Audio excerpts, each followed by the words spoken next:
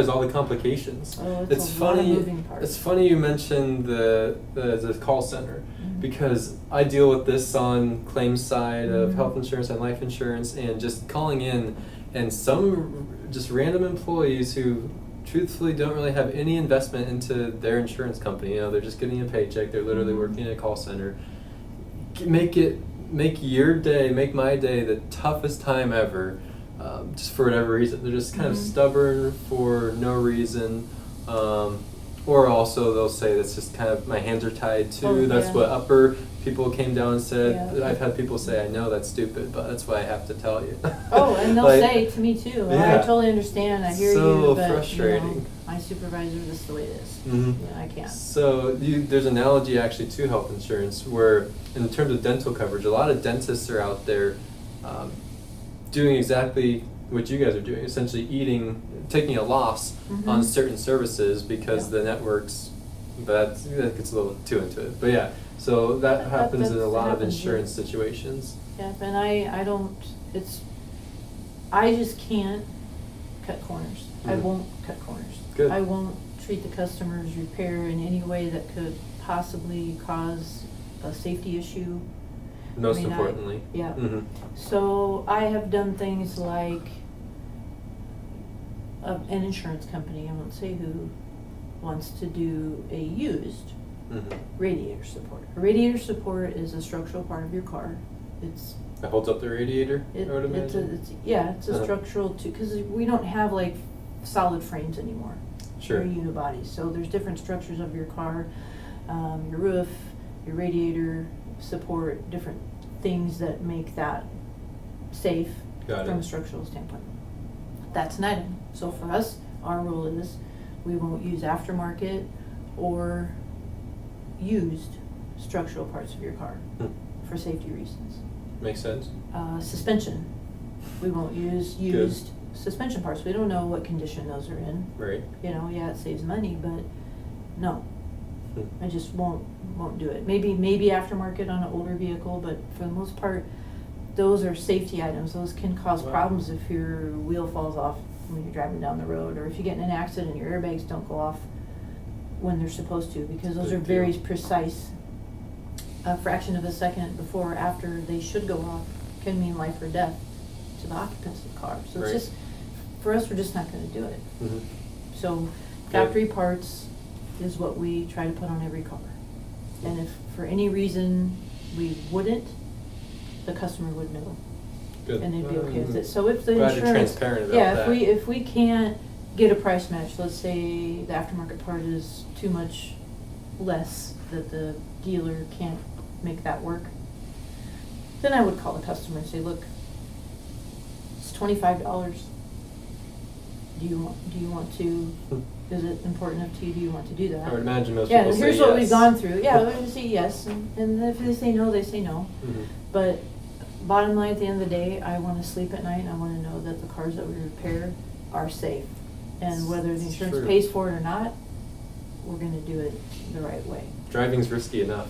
Yeah. Like people texting, drunk driving. Yeah. you I wanna just, make I just sure don't that want your- any part of that. Your And, actual car at least works right and is safe. Huh. That's the first and foremost to me. So I'll go through the hoops and do everything I can to document for the insurance and try to help them see the light, you know. Sure. But if they just flat out don't, I'm still gonna do it right. I think that So- shows a lot about not only you but also ProCare in general. I would imagine that Mhm.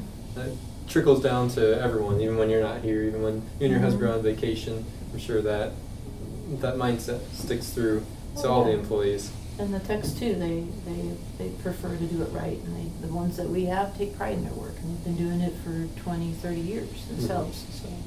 You know, I get Seems like it a if you've got a 8-year-old vehicle and it's not in the best shape, you know, do you That's really fair. need to have, but really the problem with it, the aftermarket parts are still new parts, Mm-hmm.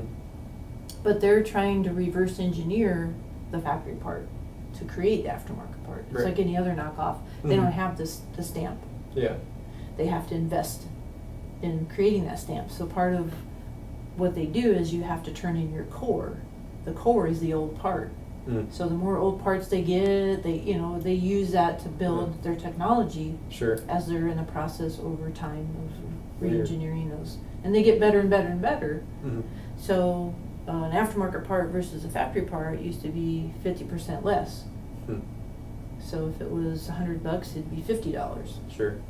Now, as they get better, they want more money for that knockoff because the knockoff's closer and closer to the real deal, right? Got it. So Mhm. now it might only be, it'll be $90 or $85 instead of $100. So it's barely, yeah, So barely any it creeps difference. up as Mhm. they, yeah, but for an insurance company, and that's what some people get so mad at their insurance company. They go, those $15, those blankety blank. I'm like, hey, look, now they're a business. Right. Think about that $15 times 100,000 all the people. parts that they're paying to replace is a lot of money, right? Yeah. But for you, $15 is not a big deal. Hmm. So that's why we talk to them, we explain that to them, and maybe they want to pay the $15 extra. But those parts are not the same. They're not the same thickness. They don't fit the same. So they take longer. So we don't like to use them. One, because they're harder to 'Cause, work with. Yeah, Yeah, they're takes harder more to get time to for fit, you. Hmm. you know, and they might not line up just right, and the customer might not like that. So if we're trying to make it fit the way it should, a lot of Yeah. times they don't. Huh. So it's just, they're hard to work with and they're not the same. So they've done studies, actual like crash testing, taking a factory part, whatever it is, Mhm. bumper, fender, I don't know if I want to And, hear what you're about and, to say. and an aftermarket one, Uh-huh. and they put them on and they crash them and they see the difference. And there is a Pretty bad. difference. There is a difference. They'll crimple easier. They're not as thick. You know, so when you're talking about aftermarket, like radiator supports, go back to that again, where that's a structural piece that's tied to your safety Sure. and your safety features, airbag, you know, things that are supposed to deploy when they're supposed to deploy, Mhm. and not a fraction of a second too soon or too late.